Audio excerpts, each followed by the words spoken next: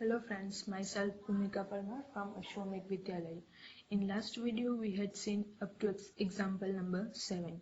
Today we are going to see our example 8, 9 and so on.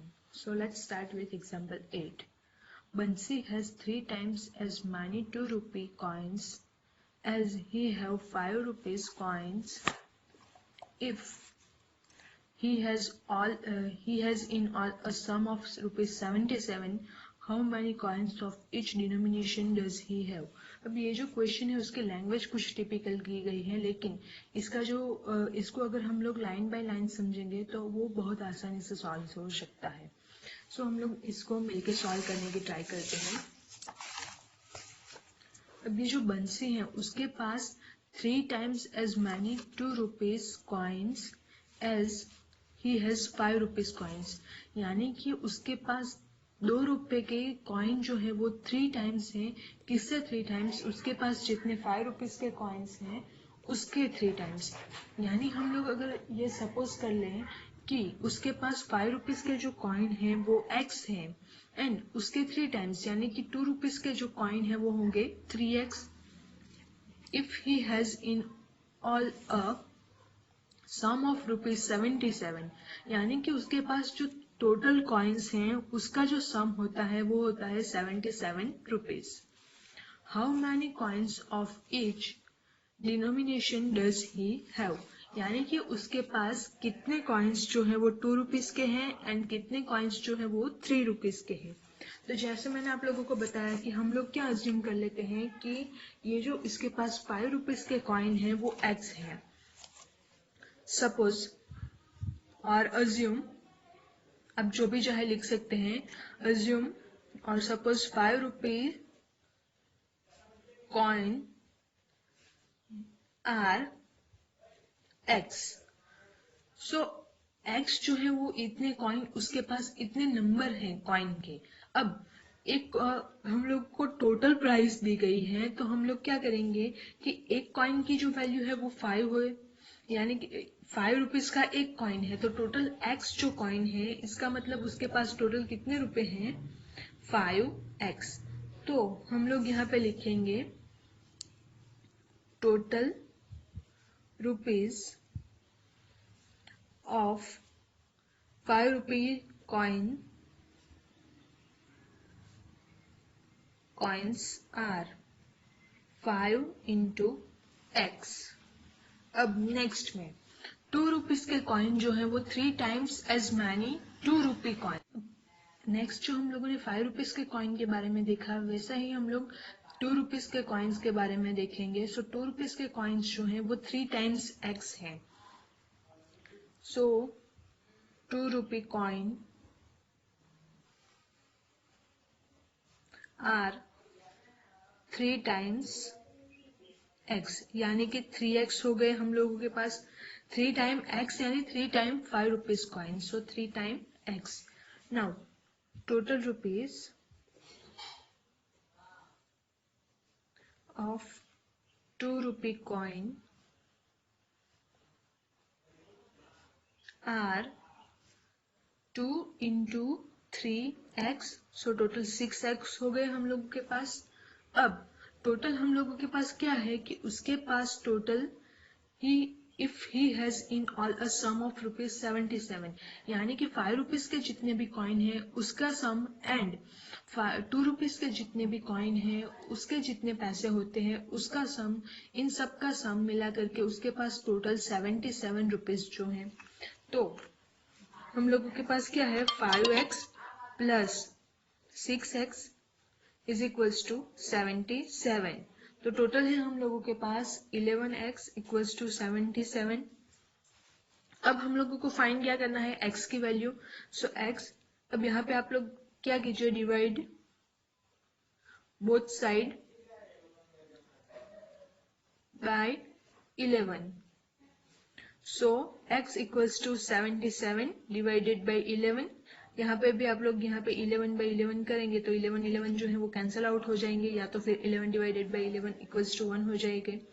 So x equals to आप लोगों को मिलते हैं 7 rupees.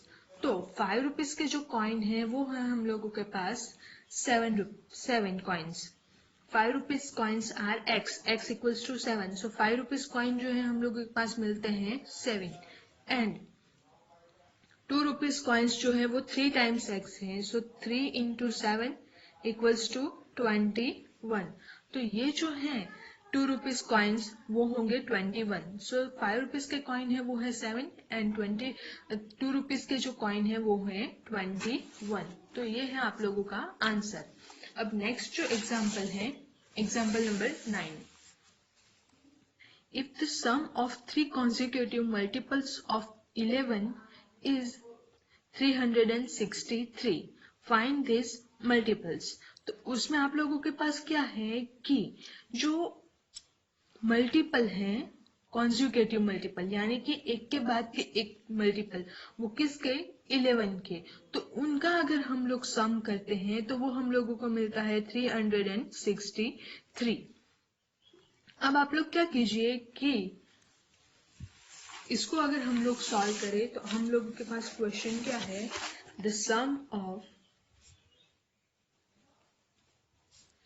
3 consecutive multiples of 11 is 363, find these multiples।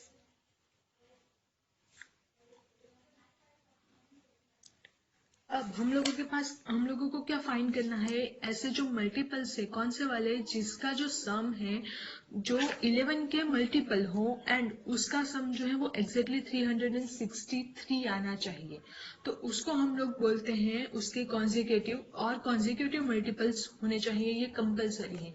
तो हम लोगों को जो फाइंड करना है वो मल्टीपल्स फाइंड करने हैं, तो हम लोग क्या कर लेते हैं कि जो मल्टीपल फर्स्ट वाला जो मल्टीपल है इसको हम लोग अज्यूम कर लेते हैं x,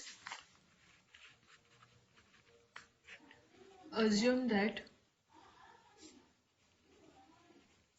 फर्स्ट मल्टीपल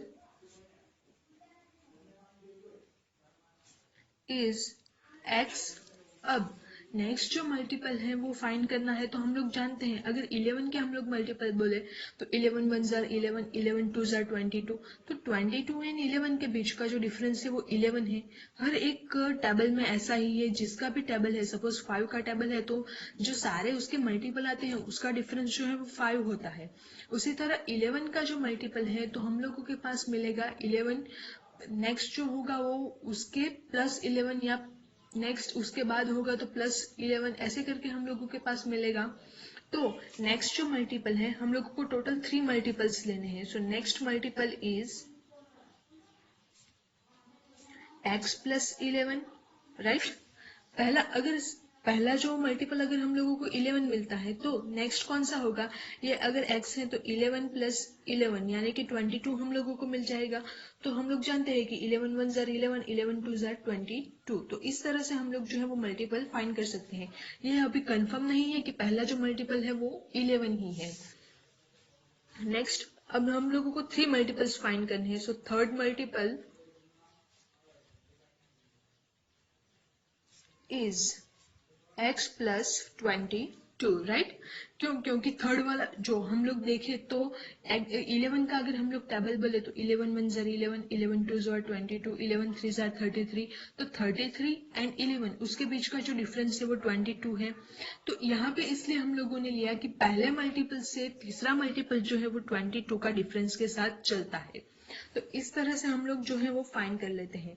अब हम लोगों को क्या दिया गया है कि सम ऑफ दिस 3 मल्टीपल्स इज 363, यानी कि इन सारे के सारे जो मल्टीपल हैं उसका सम हम लोगों के पास कौन सा है, 363। So the sum is 363। अब आप इसका सिंपल सिंप्लीफिकेशन करेंगे, so x plus 11 plus x plus 22 is equals to 363। तो टोटल कितने x है, 1 2 and 3, so 3x plus 11 plus 22 it gives you 33 is equals to 633। अब आप लोग क्या कीजिए, इसको ट्रांसपोज कीजिए right hand side, so transpose 33 to RHS, so 3x equals to 363 minus 33। तो 3x इक्वल्स टू हम लोगों को क्या मिलता है 330। सो अगेन हम लोग क्या करेंगे बोथ साइड्स 3 से डिवाइड करेंगे क्योंकि हम लोगों को वैल्यू जो है वो x की फाइंड करनी है। So divide both side bye x। Therefore x equals to 330 divided by 3. Therefore x is equals to 110. तो उसका जो पहला मल्टीपल है जो हम लोगों ने अज्यूम किया था कि फर्स्ट मल्टीपल इज x, तो फर्स्ट मल्टीपल कौन सा मिला हम लोगों को 110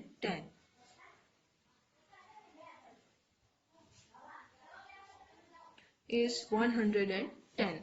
अब नेक्स्ट मल्टीपल जो है वो x प्लस 11 है।